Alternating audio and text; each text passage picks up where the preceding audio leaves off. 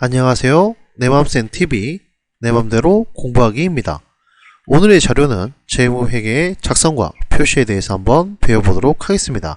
그럼 지금부터 시작하겠습니다. 첫 번째로 회계의 정의입니다. 회계란 정보 이용자가 의사결정을 할 수 있도록 유용한 정보를 제공하는 것을 말합니다. 즉, 기업에서는 투자를 받기 위하여 자신의 정보를 제공하는 것을 말합니다.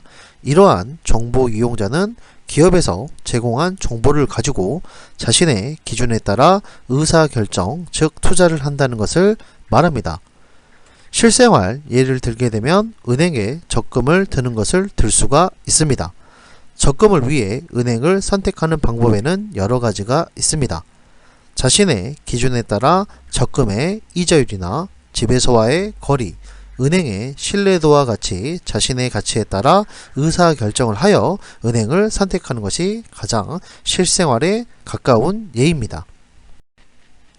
정보 이용자 접근의 분류를 알아보도록 하겠습니다. 정보 이용자는 외부 정보 이용자와 내부 정보 이용자가 있습니다. 먼저 외부 정보 이용자는 기업 외부에서 의사결정을 하는 정보 이용자로 불특정 다수를 볼 수가 있습니다. 즉, 우리 기업의 정보를 필요로 하고 기업 정보를 보는 사람이라 할 수 있습니다. 이러한 외부 정보 이용자들에게 제공되는 정보는 기업들 간의 비교가 가능해야 하므로 회계법인 일반 기업회계 기준을 가지고 작성하고 양식 또한 회계법에 의해 작성을 해야 합니다. 그리고 외부 정보 이용자들이 볼 수 있게 정기적으로 공시해야 한다는 특징이 있습니다. 이와 다르게 내부 정보 이용자는 기업 내부의 의사결정을 하는 사람들로 경영자와 관리자 등을 볼 수가 있습니다. 이러한 내부 정보 이용자가 이용하는 양식은 일정한 형식이 없으며 내부 정보 이용자들의 필요할 때 언제든 수시로 작성한다는 특징을 가지고 있습니다.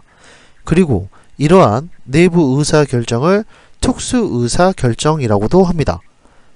회계 사용 시 외부 정보 이용자는 주로 재무회계를 사용하고 내부 정보 이용자는 주로 관리회계나 원가회계를 사용한다 라고 생각하시면 됩니다. 마지막으로 세무회계라는 것이 있는데요. 세무회계는 일반 회계 기준과 세법의 차이를 조정해서 세금을 신고할 때 사용하는 회계입니다. 세 번째로 회계 가정에 대해서 알아보도록 하겠습니다. 회계의 기본 가정에는 첫 번째 기업 실체의 가정, 두 번째로 계속 기업의 가정, 세 번째로 기간별 보고의 가정이 있습니다. 첫 번째로 나오는 기업 실체의 가정은 기업 실체를 그 소유주나 다른 기업 실체와는 독립적으로 존재하는 특정 화폐 단위로 간주하고 경제활동에 대한 재무 정보를 측정 및 보고하는 것을 말합니다. 즉, 재무제표를 포함시켜야 할 정보의 범위를 결정하는 것을 말하는데, 쉽게 말하면 회계 정보를 제공하는 기업의 실체가 독립적으로 존재를 해야 한다라는 것을 이야기하고 있습니다. 계속 기업의 가정은 일반적으로 기업 실체의 예측 가능한 미래 기간에 걸쳐 영업활동을 계속한다는 것을 의미하며 기업 실체는 그 영업활동을 청산하거나 중대하게 축소시킬 의도가 없을 뿐만 아니라 그러한 필요성도 없다고 가정하는 것을 말합니다. 쉽게 말하면 기업은 폐업하지 않고 사업성을 계속해서 유지해 나간다 라고 하는 것을 이야기하고 있습니다. 세 번째로 기간별 보고의 가정은 기업 실체의 존속 기간을 일정 기간의 인위적 단위로 분할하여 그 기간에 대해 경제적 의사결정에 이용하고 적시성 있는 정보를 보고하는 것을 말합니다.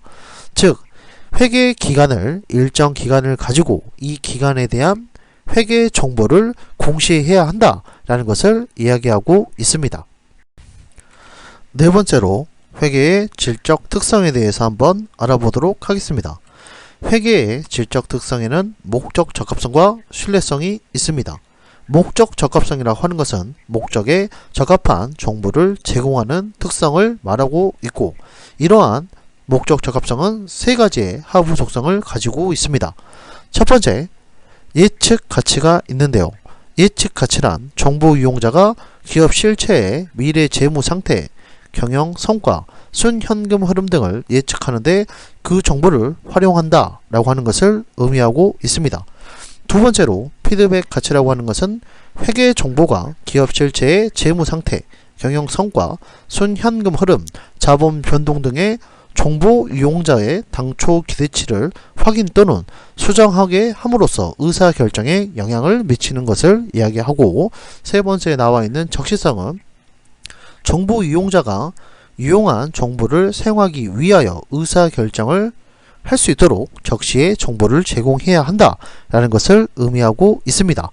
두 번째, 질적 특성의 신뢰성은 신뢰할 수 있는 정보 제공을 이야기하고 있습니다. 이에 따른 하부 속성이 세 가지가 있는데요.